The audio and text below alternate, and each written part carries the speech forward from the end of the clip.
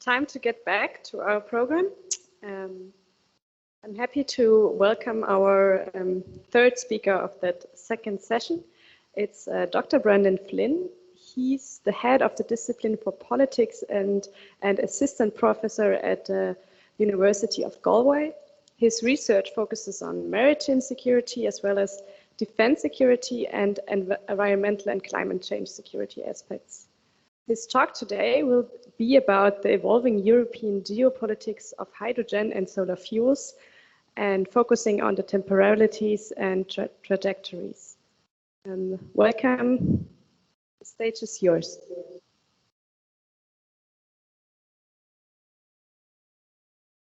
Okay, can you hear me now? Yeah, and I just wonder, can you see the PowerPoint? Yes, but I can't hear you now.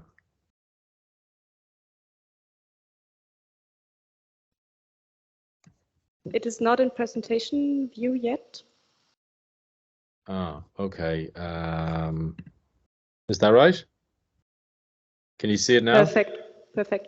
Okay, hello folks. So this is the afternoon session, and this is a bit different because I'm assuming most of you are natural science people and you're deeply engaged in working on a lot of the essential details to make some of the transition towards solar fuels and solar chemicals and also part of the hydrogen economy to make that work.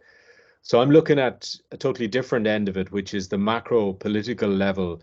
And maybe it's a bit depressing and maybe it's not necessarily an optimistic message, but I think the main thing I want to stress is the level of contingency. That is that you're at a crossroads, you can move in different ways in terms of what this means. I tried to keep it narrow, my discussion, but we can broaden it a bit. So I'm really just looking at what the recent conflict or the war in the Ukraine means for hydrogen strategies and for government policies on hydrogen. And first of all, there has been some initial speculation in what you would call the industry press and among policymakers, but not really a consensus about what it means. Although perhaps the one consensus that I can detect is that all of those people from industry and from the science community who are enthusiastic for what you might call green hydrogen or renewable or clean hydrogen pathways, the words are not exactly synonyms. There's a conceptual overlap where there are differences between clean and renewable and green and all points in between. But essentially, that constellation of people or coalition of actors, which is stronger or weaker in different countries, is looking at the situation in the Ukraine and looking at what it means for natural gas and saying, we told you so. You need to get out of fossil fuels pronto. You need to do this incredibly fast. And the hour of renewable hydrogen or green hydrogen or clean hydrogen has come. So what governments need to do is step up and basically throw even more money and give even stronger support for renewable and green hydrogen pathways. So in the sense, that could be very good news if you think that green hydrogen is the way to go. The obvious caveats apply that the technology is more costly, we think. And although there's been an 80% reduction in the costs of various renewable electrolysis-based hydrogen pathways, there's been significant cost reductions since around the mid-2000s up to about 2018. It's still much more costly than the standard way of producing hydrogen, which is using natural gas or using coal and lignite. So around about 2/3 or maybe 3/4 is produced using, I think it's one figure, it's about 27% of hydrogen production is produced by coal or lignite. And then the bulk of the rest of it is natural gas. And there's about maybe a small amount, 5% share, which is produced by electrolysis. So there's a big gap there. If we're going to have lots of hydrogen arriving on our doorstep to fill an energy gap, then there's a huge piece of work for the green renewable hydrogen sector. It is in the short term insurmountable. So there's an energy gap here. I mean, one thing I want to stress here is that the immediate is quite different from the long term, and the way in which most policy has been framed for hydrogen is about long-term, medium-term planning. So people throw around the dates 2030, 2050. Most of the discussions you hear from industry and investors use the words or use the years 2030, 2050. But hang on, the war is raging, and Germany has decided that within a year, or sorry, by 2024, Germany is not going to be dependent on Russian natural gas. I mean, the situation today is the Germans and the Italians and the Slovakians and the Finns have to seriously plan for the fact that the natural gas pipelines the pressure may be reduced significantly, and the pipelines may cease to function sometime by the middle of next week, based on the latest threat from Putin. So you're in a real short-term crisis. Like, it's a matter of hours and months is what is the planning situation now. So in that temporality, governments do crazy things, and their whole attention span focuses on different things. But the focus now is to store as much natural gas, and the focus is to get alternatives to natural gas that can go onto the grid or can provide other solutions or fill that space. And the European Union has produced a new plan which came out in March, and that has a focus on hydrogen, and I'll show that in a minute. You also get publications on the geopolitics just produced in January with hydrogen featuring in it. So I use this image of a crossroads, and I like it because it's a dirty, messy agricultural crossroads. It's not a nice paved road. It's a kind of dirt track, and it's multiple directions, and it's very hard to know which way to go. And there's a lot of different choice. And I think that sums up where we are now. But the actual conflict in the Ukraine and the way that it has produced a profound crisis for the natural gas sector has a knock-on effect on the hydrogen, and I would suspect on the long-term solar chemical sector. So we know about shocks in energy. In fact, energy is a public policy where shocks are endemic. And these they're unanticipated, nobody could foresee them, and yet they have dramatic effects on energy policy choices. So the best and the baddest one, of course, is the 1973 oil embargo, got to do with the war in the Middle East. And the result was, if you talk to your grandparents or you talk to your parents, they may remember queuing up for petrol, queuing up for gas. But ironically, there's a twist in the story there, that the main beneficiary of the oil shocks of 1973 and 1979 were probably the nuclear industry, where you got countries like France that made an absolutely strategic decision to invest in nuclear energy. They were always going to build a few reactors, but they decided, in the case of France, to ramp that up to a reactor every 50 or 60 kilometers in France. You have a French nuclear reactor feeding into the grid. And that's a legacy of the policy shock of 1973. So the point here, I suppose, would be that you know what the legacy will be for hydrogen. Green hydrogen may not be the beneficiary of this tremendous sudden shock from the war in the Ukraine. So my argument here is that the disruptive shock from the Ukraine has produced a capability to change the trajectory of hydrogen production and distribution, but it's contingent what way it will go.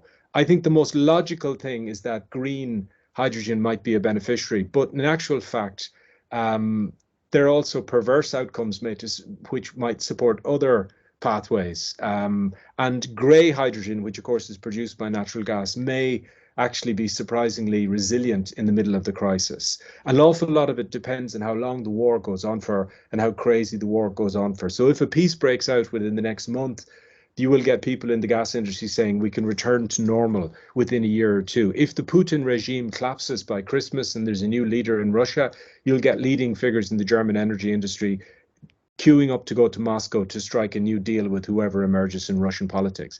But that's a purely political contingency, because it could well be the case the war continues for 3 years and Putin stays in power for the next 10 years. Some of the strategic pathways here are basically, there's a threefold trajectory in which hydrogen may unfold. And one is it may primarily end up being distributed through the electricity grid as electrons, and that's a pathway which synergizes quite well with renewables, and also with people involved in hydrogen storage and the whole trajectory involving electrolyzers. On the other hand, there's a whole natural gas infrastructure, and you are obviously aware that one of the biggest plays is that the natural gas industry sees scope for itself to reinvent itself as part of the hydrogen industry of the future. And that comes out in the idea of blending. So the idea of blending is that you can pump in a share of hydrogen into the existing natural gas. And Germany famously has set a threshold of up to 10% of volume in certain pipelines could actually have hydrogen pumped into it. Now, in actual fact, when you look at those things in detail, they're a lot more qualified. It depends on the pipeline. It depends on all sorts of technical specificities. But that idea of blending hydrogen and using the existing natural gas pipeline, I think that has a big problem now. And I think the problem is a kind of vicious circle, which is simply that if we need to reduce natural gas volumes like tomorrow, then injecting 10% hydrogen into your gas pipelines would reduce the volumes, except for the problem that the only way we really know cost effectively right now to produce large volumes of hydrogen is through natural gas steam reforming processes, SMR processes, right? These are large industrial processes. And that means you have to you've got a logical problem there. You're burning natural gas to make hydrogen, which you're then putting into the natural gas system. So there's sort of triple inefficiencies there, and it doesn't really make a lot of sense. So I think logically what you would say is that this should create opportunities for different colors of hydrogen to step up and have their moment to shine in the glory. In other words, the big loser logically should be the natural gas trajectories, because we need that natural gas because there's so little of it. We can't afford to direct it into hydrogen pathways. It has to be husbanded, so to speak, or rationed into straight ordinary industrial applications or energy applications. So obviously all this green hydrogen agenda would be having a fantastic time, you might think. But notice also nuclear energy based applications where you're basically using nuclear energy to produce electricity, which you're then using as part of the process for producing, I'm simplifying greatly, and there's lots of different ways of using nuclear energy, so-called rose and pink and red and scarlet colors. But also remember, deep down and dirty, there's the good old-fashioned way of using lignite and coal to produce hydrogen. And the assumption has been in all of the literature and all of the national strategies that there won't be much or any in the future lignite or coal-based production of hydrogen. I would suggest that that assumption will be challenged. And you will find in countries, particularly like Germany, but also perhaps Poland, arguments that if there is an existing industrial plant that is producing hydrogen on a specific license using lignite as its raw fuel in terms of the process, to get up to the temperatures to get involved in the steam reforming process. If they're using lignite as their raw fuel there, they will be making a case that they should be allowed to continue and that perhaps even they could get a renewal of their licenses and so on.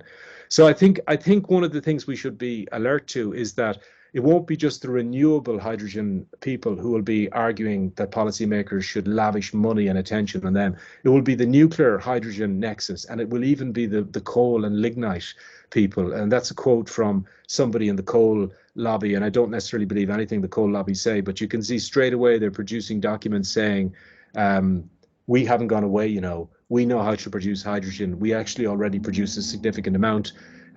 If you want to cut wasting natural gas to produce hydrogen in the context of the Ukraine crisis has to stop. We can step up and we can fill that gap. So that's an example of where you have potential problems here. I looked at the Commission document, and it's a sort of mixum gatherum of different ideas, but it does have a statement in it that says there will have to be more hydrogen brought into the European energy system because we have to get away from natural gas and we have to get away from Russian natural gas, I should emphasize, right? But when you drill into it, what you see is two interesting things from a geopolitical perspective. First of all, they make it clear that I've highlighted in blue, other forms of fossil-free hydrogen, notably nuclear-based, also play a role in substituting natural gas. And that to me is a clear green light for people involved in the so-called pink hydrogen strategies or pathways to basically go and look for money and go and look for licenses and go and look for support to do that. So they will be competing with the green hydrogen pathways, okay? And it could actually be in some countries, notably France, they could be stronger. And then also note also that the actual volumes of extra hydrogen that they're planning, a significant amount of it will actually be imported. And I think that's a very, very interesting kind of point, because then the question is, where is that going to come from? And that raises geopolitical arguments. I'm going to end on this final slide because I don't want to torture you or bore you. It's been a long day, and quite frankly, you're in Tenerife, so you should be enjoying all that free solar energy and not listening to me, right? But I think there's a real risk here from a political science perspective that what European countries are going to do, recoiling from the shock of overexposure to Russian oil and gas, Europeans are then going to turn around and invest in new relationships with other countries, which will basically replace political risk from Russia with political risk from the Maghreb. And I'm using the word Maghreb there to describe North African countries from Morocco to Tunisia to Algeria. They're all immensely important. Morocco has a very strong and well-structured program with Germany, specifically on hydrogen, and there are some very concrete plans being built in Morocco. And so Morocco probably is the most ambitious explicitly on hydrogen. Obviously, Algeria is a real powerhouse in the whole natural gas, LNG, and gas pipeline sector. And then Tunisia has become very important, particularly for Italy. I noticed the Italian Minister of Energy was over in Tunisia like a shot to negotiate extra natural gas supplies. Just yesterday, Tunisia suspended their parliament. I mean, what part of this do we not think is risky? That do we seriously think that these countries are any less risky than Russia and the Ukraine as energy partners? Well, the answer probably technically is they're a little bit less risky. But I found an interesting report there by one of these German think tanks, which points out, I like the title, Green Hydrogen from Morocco, No Magic Bullet for Europe's climate neutrality. And there's an attempt by people, and there's people who do this for the insurance industry, who actually give quantitative political risks for countries. And there's a variety of them out there. I won't bore you with them. But basically, you can see that these countries are about midway. They are not in terms of political risk, they are not the same as, you know, investing in Switzerland or investing in Portugal or investing in Ireland or investing in Denmark. There's a significant political risk in getting into hydrogen partnerships and potentially in the longer term solar chemicals and solar fuel partnerships. So I have some questions for you, but just two. So my question is, where do you people as maybe industry and science and technical people think there is a niche, or maybe it's actually more than a niche, for marine renewables / sea fuels and solar chemicals and solar fuels in meeting the urgent requirement? So if there's an urgency problem, how does solar fuels and chemicals speak to that urgency? Because my assumption is solar fuels and chemicals is a 20, 30-year thing. And we're only going to see the benefit of a lot of the research you're doing in 20 or 30 years. But tell me I'm wrong. And then the second thing is that the Ukraine, is it an irrelevancy to your projects? Do you wonder how many of you think that it's just noise because there's always political things going on in the world? Or do you think it actually undercuts your research? Or do you think it makes your research even more urgent or more important? And then finally, I would welcome any corrections. I'm obviously not a natural science person or a technical or industry person, so I'm sure I make loads of mistakes in how I present the details. So I'll quite welcome your corrections and your details.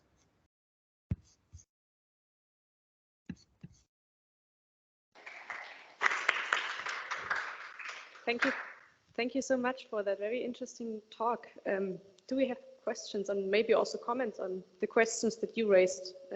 Yeah, Pablo, maybe. Okay, so this is Pablo from ICIQ Institute, PhD student. Thank you for this refreshing talk in this science-based seminar. So I have kind of a general question.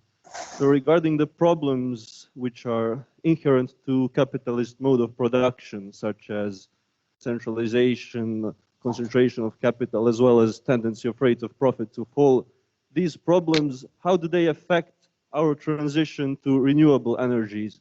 Also, maybe in other words, would you think that if we kind of transition to a socialist mode of production, would that have a positive or negative or no influence at all with our transition to renewables? Thank you.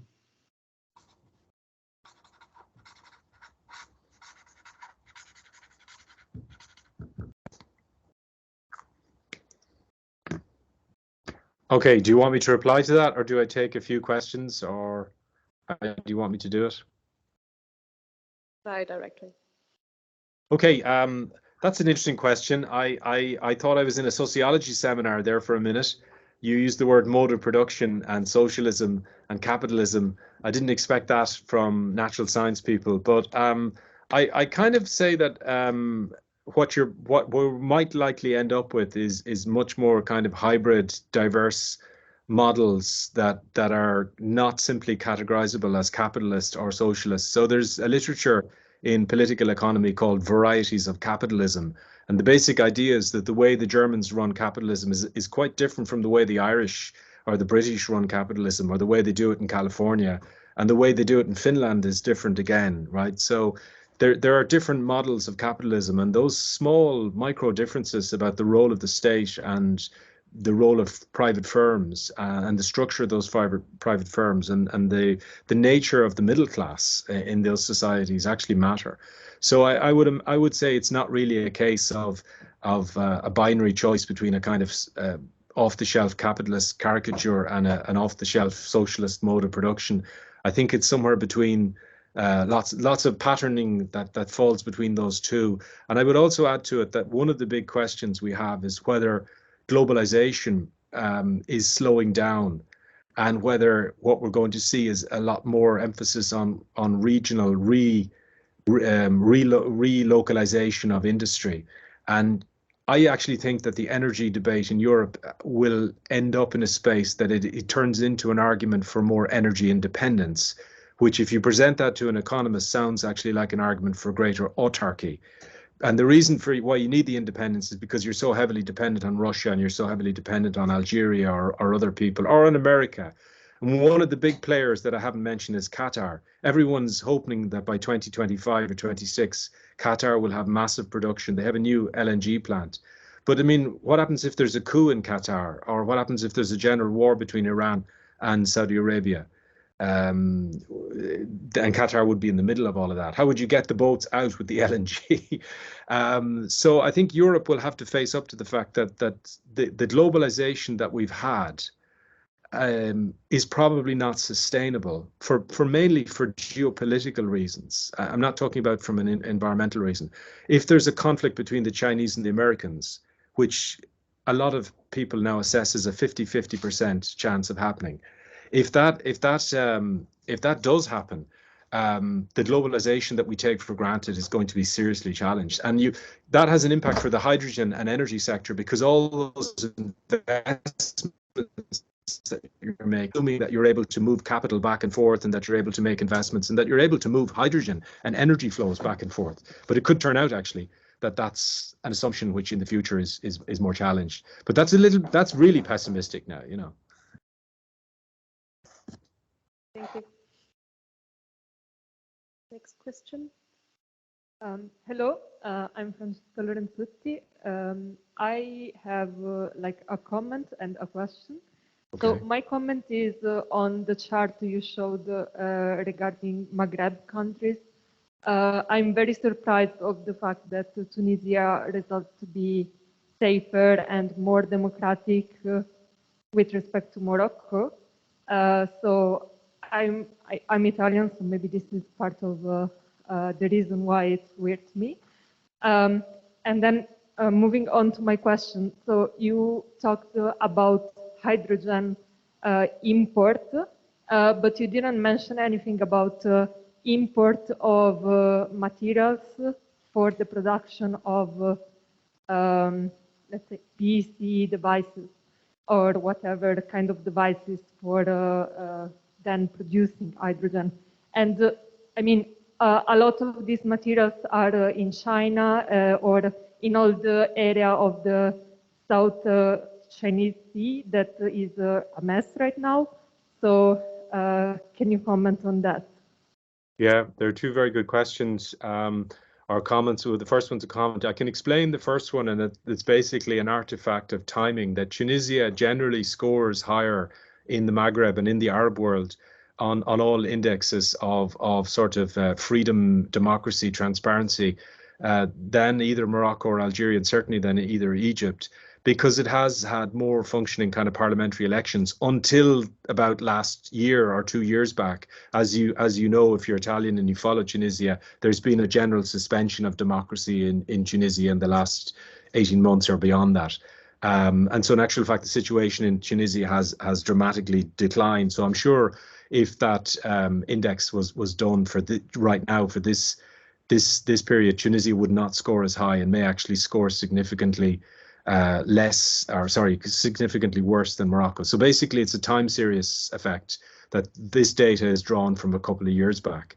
Remember, Tunisia was the start of the Arab Spring, and it was probably the only country that got some kind of substantial structural change as a result of the Arab Spring. That seems to have fallen away now.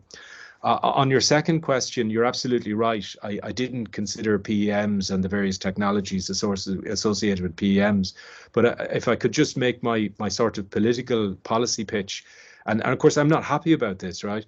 I think the coal industry and the lignite people will be saying, there you go, you know, of hydrogen, primarily because you want to reduce the share of natural gas. The quickest and dirtiest way to do that is with us in the lignite coal sector, because we're already doing some of it and we can continue to do it. Hey, and there's this new technology called CCUS, and we can bolt it on, and we won't be producing many greenhouse gas emissions really. And of course, I have, and loads of people have, huge question marks about the cost effectiveness, the reliability of that technology. And there's a very interesting recent paper by an Australian team which talks about fugitive emissions from CCUS processes, and says that even if you realistically account for CCUS emissions as part of the blue hydrogen pathway, which is natural gas which has CCUS bolted on, or you talk about a lignite brown CCUS iteration, both of those, if you factor into account fugitive emissions, you realize that in actual fact they're not clean at all, even with CCUS. So the bad news could be that some countries decide to take a carbon holiday and decide, because of the Ukraine war, that they're basically going to just produce hydrogen in a more dirty way for the next 5 or 6 years, and then eventually, when the green technology is a bit more competitive, cheaper, more reliable, and maybe when they have diversified what you talk about, which is your supply of rare earth minerals and elements, then maybe when you've done that, then maybe you can have green hydrogen pathways coming into the discussion a lot more strongly. So I don't know if I've answered your question, but you're absolutely right to focus on what you would call the hydrogen chain.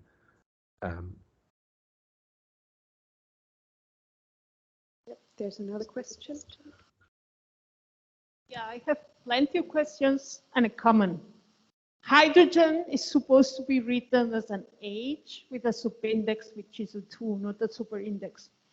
Okay, it means a different thing. So that's my nerdy part. As a chemist, I need to protect my language, as many other scientists and communities are doing. Okay. Now, as for the questions, the first one I asked the first day of this meeting, and it's related to the reluctance of different areas all over Europe to install renewables just because they don't look good on our landscapes. So what's your take on that? And the second one, it's more related to the taxes. How the CO2 tax that it was implemented by the European Commission, or that has been implemented in the last months, how can it backfire the green policies? Because people is seeing a very large inflation, and how do you think that this could backfire the whole political aspect of the implementation of the renewables? Thank you. Yeah, I'm sorry I offended your chemistry linguistic details. I just don't have that background, so I was racing to get the presentation done. So I'll correct it for the next one. You're perfectly right.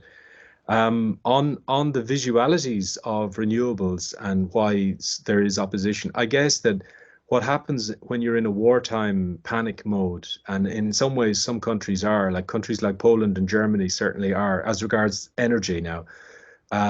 They might decide to fast track, it would be the English word, fast track the various planning difficulties, but you'll get political resistance to that. So I think where you see it coming out as regards renewables is specifically marine renewables become very attractive now, because marine renewables, superficially at least, have the political selling point that you can build them offshore where the objections generally tend to be fundamentally less, because most of us don't live offshore. As long as you get them up to 16 kilometers off the coast, they're usually not visible unless there's very high elevation on the coast. So you don't have to go tremendously far offshore to get a sweet spot where you can actually build large densities of offshore wind, which is a very mature technology at this stage. So I think one of the big beneficiaries of the Ukraine war within the renewable sector, for the reasons that you've talked about, because they tick the planning boxes, they tick the scale boxes, and they tick the technology maturity box, is marine renewable offshore wind. And in my own country, Ireland, so I'm here in the west of Ireland, we a couple of wind farms offshore, which were actually, they got planning around about 2007, 2008, and the financial situation just wasn't there for them. But the current government have decided to go for it, and that decision is now further reinforced by the Ukraine war. So you'll have a second tranche of Irish marine offshore investments, and I'm sure that similar things are happening in other jurisdictions in Europe. So that, I don't know if that answers your first question. On the CO2 tax, I don't know, but I suspect the political dynamic, I'm not an economist, so you'd have to get a detailed econometric kind of quantitative modeling of what the impacts and how it can have, as you said, negative impacts, especially now. But I suppose one political dynamic which I have heard is that you will get some countries getting involved in a domestic politics, and I use the expression carbon holiday, which is basically the idea that you reduce your ambition from a climate change perspective, and you actually reduce some of your targets, or you reduce some of your instruments, which are your taxes or your various other fiscal mechanisms, which are encouraging people to switch from carbon intensive to less carbon intensive technologies. But you sort of put that in a holiday for a period of maybe 3 years, precisely because there's a war on and there's inflation of over 7% or thereabouts in Europe, right? But the flip side of that is that when the 3 years are up, you then have to compensate for that holiday, and you have to pay for it with increased ambition in the late 2020s. So in other words, that's potentially how it politically might be sold. I'm a political scientist, I'm not an economist, so I can't really speak about the detailed perverse impacts that you're talking about on CO2.